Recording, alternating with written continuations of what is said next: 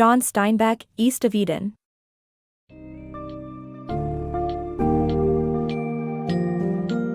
Dive into the intricate world of John Steinbeck's East of Eden, a profound exploration of human emotions and moral dilemmas. This summary outlines the turbulent life journey of the Trask family against the backdrop of California's lush Salinas Valley. It weaves themes of jealousy, the desire for love, and the constant struggle between good and evil, a modern retelling of the biblical Cain and Abel story. Discover how sibling rivalry, the destructive power of sexual manipulation, and the empowering belief in free will shape the characters' destinies. As they navigate betrayal, despair, and the quest for redemption, Steinbeck brilliantly asks whether we are destined to our flaws or have the freedom to choose our path. Prepare for a compelling narrative steeped in universal themes that remain as relevant today as in the past.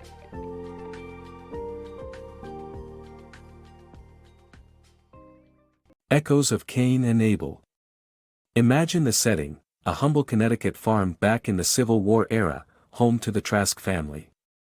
Standing at its helm is Cyrus Trask, a man whose ambition overshadows his once proud military service.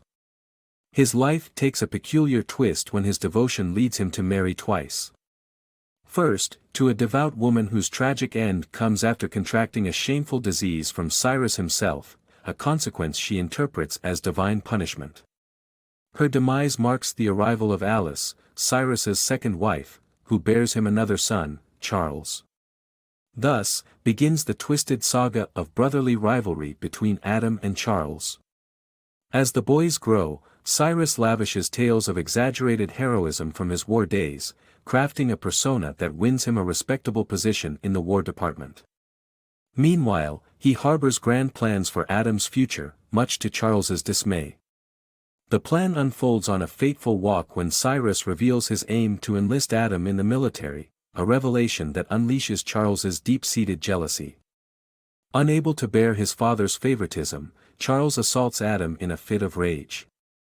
Despite the violence, destiny drags Adam into the army, leaving Charles to manage the farm with Alice. Adam's military life takes him far, to the western frontier. Yet even here, family ties tug at him. He learns of Alice's death through a letter from Charles. Soon after his service ends, Adam's path spirals into hardship, from being jailed for vagrancy to fleeing a chain gang. Eventually, his journey brings him back to his brother and the family farm, only to encounter the shocking news of Cyrus's death and a surprising inheritance. Upon their reunion, the brothers grapple with cohabitation leading to tension until one day, fate brings an enigmatic woman, Kathy Ames, to their door. With a past as scandalous as secretive, having committed arson in her early years and assumed the role of a mistress in Boston, she intertwines herself into their lives. Adam sees her as a beacon of vulnerability needing protection, while Charles's instinct is one of suspicion and rejection. Despite the warning signs, Adam marries Kathy, setting the stage for betrayal when she seduces Charles after drugging her new husband. Unaware of this treachery and driven by the irresistible urge to carve a future away from the shadows of their father, Adam chooses to relocate to California with Kathy, severing ties with his brother. The biblical allegory of Cain and Abel echoes mightily through Adam and Charles's rivalry. Much like Cain, who toiled on the farm, offering his finest, only to see his brother Abel's sacrifice favored by God, Charles experiences a similar slight. The brothers' gifts to their father, the pocketknife from Charles and the puppy from Adam, provoke a similar divine favoritism from Cyrus. This perceived rejection breeds Charles's resentment, much like Cain's, harrowing both their lives. Steinbeck weaves this age-old narrative into the fabric of the Trask family's legacy, highlighting the natural yearning for love and the destructive forces of jealousy it can summon. Just as Cain bore a mark from his wrath, Charles's physical scar becomes a testament to the internal turmoil that defines both brothers' lives, casting its shadow over their quest for affection and acceptance. Sex and power dynamics. In the heart of California's Salinas Valley, Adam embarks on a journey to establish a home and family with the assistance of Samuel Hamilton. He chooses a farm in King City. Meanwhile, Kathy, his deeply discontented wife, is pregnant. Desperate to end her pregnancy, she dangerously attempts an abortion with a knitting needle. The doctor saves her and warns against further attempts. When the time comes, Samuel aids in the birth of twins, but Kathy wants no part in motherhood and physically attacks Samuel during labor. Just 2 weeks later, she delivers a shocking blow to Adam. She's leaving him. Adam, caught off guard, defies her decision, but Kathy responds with violence, shooting him. After fleeing, Kathy finds refuge in a nearby brothel, reinventing herself as Kate with a darkened appearance. She wins over the brothel's matriarch, Faye, who grows to love Kathy like her own child, even making her the heir to her will. Underneath this facade, Kathy poisons Faye, all while maintaining her innocent guise. In stark contrast, Adam spirals into despair, unable to make sense of his loss. For over a year, his nameless sons are cared for by his loyal housekeeper, Lee, prompting outrage from Samuel. With the Bible in hand, Samuel intervenes and Adam's sons are christened as Caleb and Aaron. The narrative unveils the complex interplay of sex and power. The text lays bare the entrapment and torment tied to sexual desires, depicting sex as a vice that ensnares. The power of choice. Samuel's children decide he and his wife should take turns staying with them, and though Samuel agrees reluctantly, a crucial dinner with Adam and Lee occurs before he departs. They delve into the biblical story of Cain and Abel, specifically a puzzling aspect of the text. Lee scrutinizes a significant disparity between translations. The King James Version promises Cain will conquer sin, while the American Standard Bible instructs him to do so. Lee, after 10 years of contemplation, turns to the original Hebrew term, timshel, meaning, thou mayest, implying that Jehovah tells Cain he has the choice to overcome sin. It's a pivotal conversation, underscoring the theme of personal agency. Samuel senses a farewell and, not long after, news of his passing reaches Adam. The funeral in Salinas triggers a turning point for Adam, who, in grief, visits his estranged wife Kathy. Kathy, now running a sordid brothel, attempts to manipulate Adam. She claims to possess scandalous photos and declares her intent to expose them. During their heated exchange, Kathy reveals that Charles, not Adam, fathered the boys. Adam is unshaken, realizing he no longer harbors any emotional ties to Kathy. Freed from the past, Adam focuses on his children, Aaron and Cal. Aaron is gentle and loving, while Cal exhibits a more troubling demeanor. A girl from Salinas, Abra, enters their lives, catching Aaron's affection with dreams of a future together. This event leads Adam to move to Salinas, prioritizing his children's education and social interaction. Upon learning of Charles's death, Adam discovers an unexpected inheritance that prompts further change. The notion of timshel profoundly influences the characters, emphasizing that despite human propensity for wrongdoing, the power of choice defines them as individuals. Lee articulates that this freedom distinguishes humans, entrusting them with moral responsibility. Though it may be tempting to dwell on human flaws, Lee insists that humanity's greatness blooms when individuals opt to conquer darker instincts. Throughout the narrative, the characters, especially Adam and Cal, contend with the idea of timshel. Their acceptance or refusal of this philosophy ultimately shapes their destinies, illustrating the enduring human struggle between the freedom to choose and the burden of moral choice.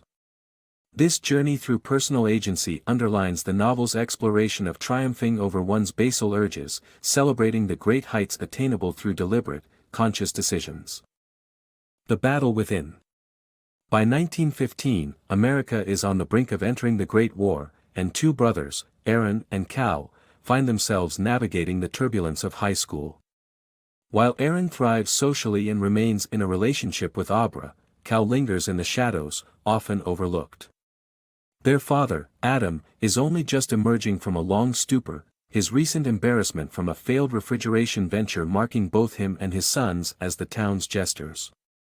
A pivotal moment occurs one night when Cal, driven by a whisper from a drunk, uncovers the shocking truth that his estranged mother owns the notorious Kate's brothel. Determined, he visits her, only to be met with contempt. This encounter begins Cal's descent, and it isn't long before a gambling arrest brings him face to face with Adam. Through their conversation, Adam sees the disconnect with his son and urges Cal to reveal his true self. For the first time, Cal perceives a flicker of love from his father.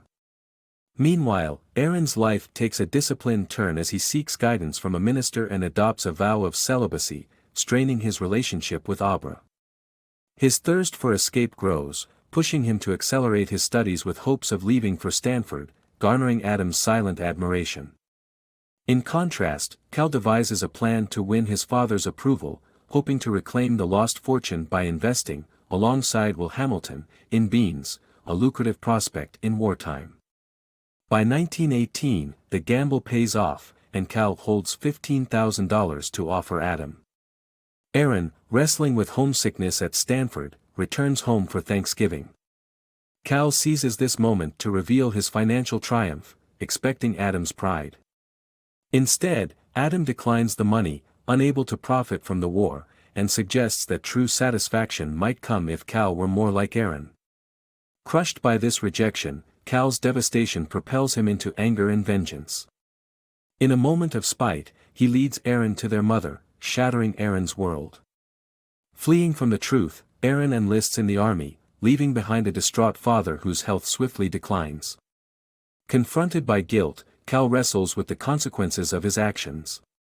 He destroys the rejected money, tormented by the belief that he drove Aaron away.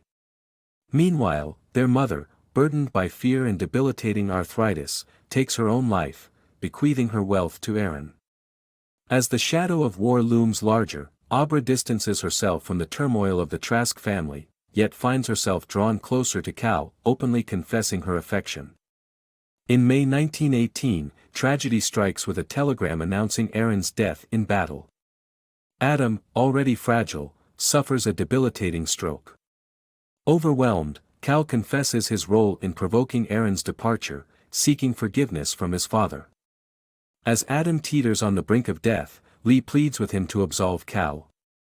In his final moments, Adam gazes at Cal and whispers, Timshel, a Hebrew word meaning, thou mayest.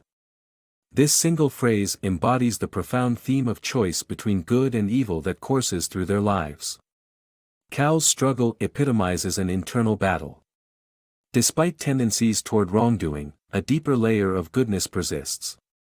His efforts to restore Adam's lost fortune blurs motivations, whether it's for genuine aid or a plea for affection. Adam's refusal of the war-tainted money triggers Cal's darker impulses, revealing a truth calculated to hurt Aaron. When his actions lead to Aaron's disappearance, Cal is reminded of Cain's age-old question, am I my brother's keeper? Haunted by guilt, he confides in Lee about his relentless battle with negative thoughts yet expresses a yearning to be good. A realization dawns that genetics do not dictate destiny. Lee encourages Cal to grasp that good and bad coexist within everyone, urging accountability for decisions made. Abra plays a pivotal role in this understanding, accepting Cal's complexities and valuing him for who he is. Her acceptance of both their flawed lineages liberates Cal from the burden of ancestral sins. Aaron's death leaves Cal grappling with Cain's shadow, but Adam's dying word, Timshel, gifts him the powerful insight that he possesses the freedom to choose his path. In this moment of reckoning, Cal discovers that while past actions cannot be undone, the future remains unwritten. The power to choose, to combat darkness with light, is his alone, illuminating the path toward redemption and hope.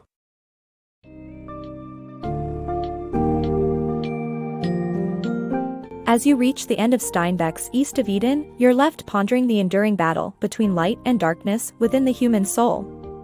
The saga of the Trask family illustrates how past sins can cast long shadows over the present, yet emphasizes the liberating potential of personal choice. Through the poignant struggles of Adam, Charles, and their descendants, Steinbeck champions the concept of a thou mayest, the uplifting notion that humans can choose their moral paths, rise above inherent flaws, and embrace their better selves.